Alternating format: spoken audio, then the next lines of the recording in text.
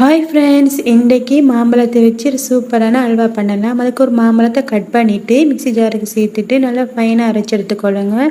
அடுத்து ஒரு பேனில் 1/2 கப் ரவை சேர்த்துட்டு 5-6 ஏலக்காவை தட்டி சேர்த்துட்டு ஒரு 5 நிமிஷம் வறுத்து எடுத்துக்கொள்ளுங்க. அடுத்தது இன்னொரு பேனில் 2 டேபிள் ஸ்பூன் நெய் விட்டுட்டு முந்திரியும் திராட்சையும் சேர்த்து வறுத்தெடுத்து அதையும் ஒரு வேறையை வச்சுக்கொள்ளுங்க.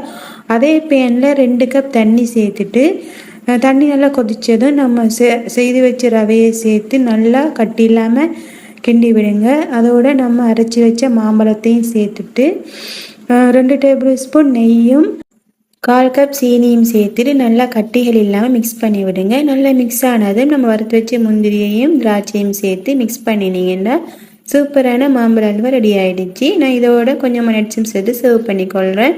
இந்த டேஸ்டியான அல்வா நீங்கள் உங்கள் வீட்டில் ட்ரை பண்ணி பாருங்கள் ஃப்ரெண்ட்ஸ். என்னோட சேனல் லைக் பண்ணிக்கொள்ளுங்கள், சப்ஸ்கிரைப் பண்ணிக்கொள்ளுங்கள். தேங்க்ஸ் ஃபார் வாட்சிங்.